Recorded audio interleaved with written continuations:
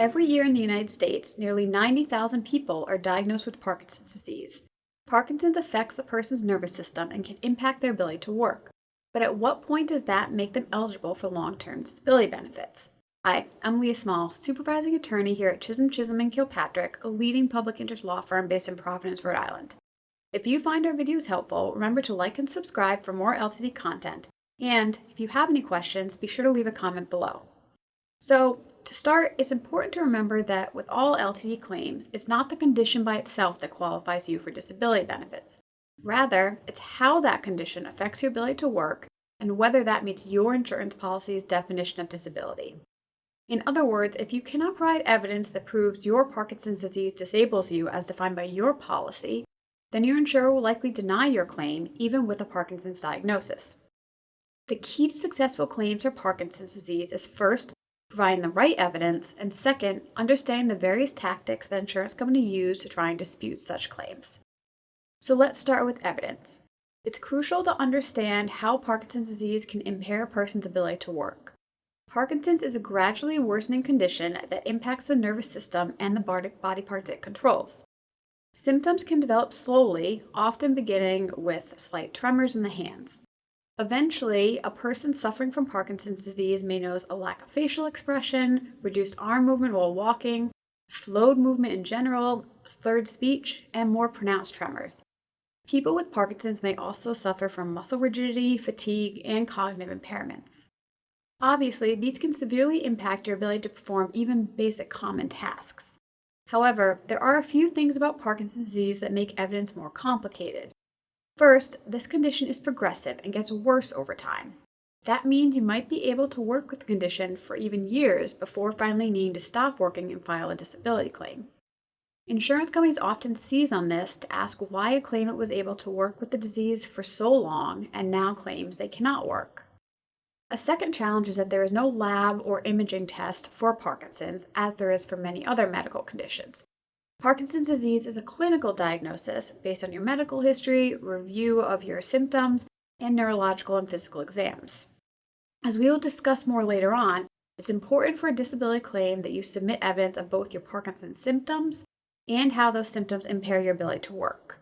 This can include medical records documenting exam findings and treatment, detailed reports from treating physicians, third-party evaluations, and even personal statements from family and friends. So that's a quick look at evidence. Now let's talk about tactics that insurers may use to deny Parkinson's disability claims. One common tactic insurers use is to claim a lack of objective evidence. Since many symptoms of Parkinson's are self-reported, the insurer will argue that there is not enough objective evidence to prove that you have these symptoms and that they're impairing your ability to work. Similarly, a second tactic insurers commonly use is to argue that your symptoms simply aren't severe enough to render you disabled under the applicable definition of disability in your policy. The insurer may argue that even if you have all the symptoms you claim to have, you should still be able to work with them. A third common tactic is your policy's mental health limitation. Many LTD policies limit benefits for disabilities based on mental health conditions to 24 months. Because Parkinson's disease can also result in depression symptoms and cognitive issues, insurance companies may try to argue that the mental health limitation should apply and thus potentially reduce the amount of time benefits are payable for. So what can you do to strengthen your Parkinson's LTD claim? First, a diagnosis is usually not enough to secure benefits. Instead, you must present comprehensive evidence that details how your Parkinson's impairs your ability to work. Remember, the impairment must meet your policy's definition of disability. Most policies will have either an own occupation or any occupation definition of disability.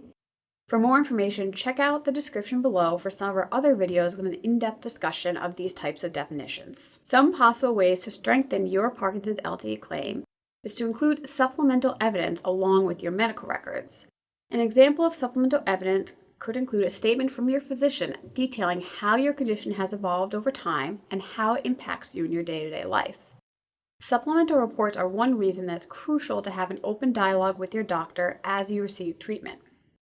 Supplemental evidence can also include things such as a functional capacity evaluation or neuropsychological evaluation to help quantify and objectively demonstrate your reported physical or cognitive limitations. Another way that you might be able to strengthen your claim is through vocational evaluations by an objective third party. These can strengthen your case by analyzing your prior occupation or other occupations you're qualified for and explaining how you can no longer perform these vocational duties. That's all for today. If you have Parkinson's disease and need help with your LT claim or appeal, please reach out to CCK for a free case evaluation.